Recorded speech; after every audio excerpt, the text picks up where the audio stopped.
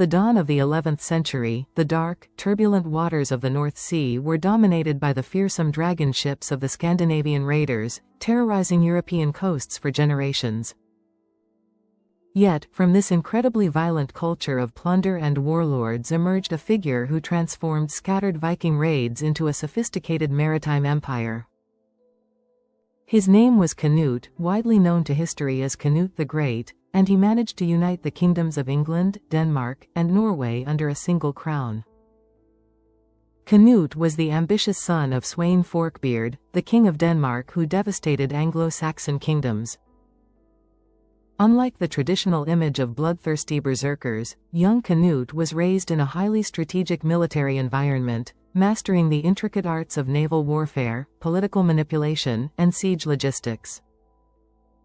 When his father launched a massive invasion of England in the year 1013, a teenage Canute sailed alongside him, witnessing firsthand the absolute crumbling of the Anglo-Saxon defense as the English king, Ethelred the Unready, fled to Normandy. This early victory was incredibly short-lived, because weeks after Sweyn was recognized as king in 1014, he suddenly died, plunging the invading Scandinavian forces into total political chaos. Following his father's unexpected death, the Danish fleet immediately declared Canute as their new king, but the English nobles saw a perfect opportunity for liberation and quickly recalled Ethelred from his exile. Facing a massive, newly unified Anglo-Saxon uprising, Canute was forced to make a humiliating retreat to Denmark. However, he did not leave quietly, and in a chilling display of his inherent ruthlessness, he mutilated his English hostages and left them on the beaches as a gruesome warning. Over the next year, Canute utilized Danish wealth to assemble a terrifying armada, gathering a massive mercenary force from across Scandinavia. In the summer of 1015, Canute unleashed this apocalyptic force upon the English coast, launching a relentless campaign of conquest.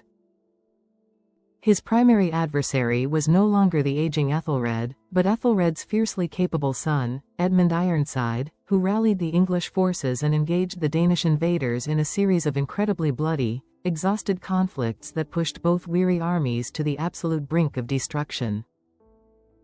The brutal war for the English crown ultimately culminated in October of 1016 at the legendary Battle of Issanden, a horrific clash of shield walls in the muddy fields of Essex. Victory was finally secured for Canute when an infamous English noble named Edric Striona betrayed Edmund, pulling his forces away and leaving the Anglo-Saxon loyalists to be annihilated. Despite the crushing, devastating defeat, Edmund somehow survived the slaughter, and Canute, demonstrating pragmatic diplomacy, met with his rival on a small island to negotiate a legendary peace treaty. They agreed to divide the war-torn kingdom, with Edmund keeping the southern territory of Wessex and Canute taking the north, stipulating that if either king died, the other would inherit the entire realm. In a dramatic twist of fate that many medieval historians still view with deep suspicion, Edmund Ironside died under highly mysterious circumstances just 1 month later, leaving the young Viking warlord as the undisputed king of England. To consolidate his newfound power and legitimize his rule, Canute executed a masterstroke of political theater by marrying Emma of Normandy, the widow of his former enemy Ethelred, effectively neutralizing the threat of a Norman invasion and merging the old establishment with his Danish dynasty. With England firmly under his absolute control, Canute rapidly dismantled the traditional Viking raiding economy, paying off his massive invasion fleet with a staggering sum of silver known as the Danegeld and sending the mercenaries home. He ordered the immediate rebuilding of the churches and monasteries that his own ancestors had violently burned down, strictly enforced traditional Anglo-Saxon laws, and promoted English nobles who proved entirely loyal to his crown. However, his imperial ambitions stretched far beyond the White Cliffs of Dover.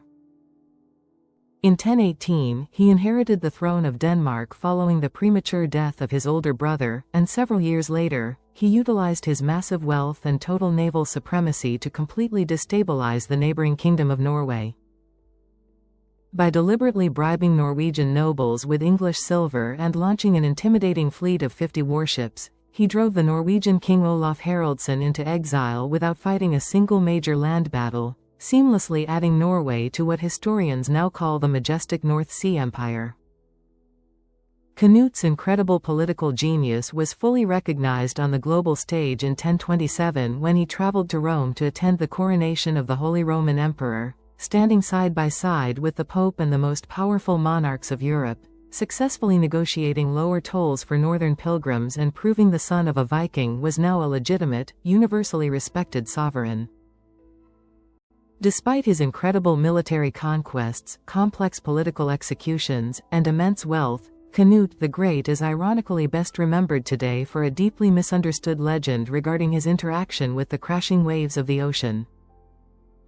The famous historical story, recorded decades later, describes the powerful king ordering his royal throne to be carried down to the seashore at the absolute height of the incoming tide.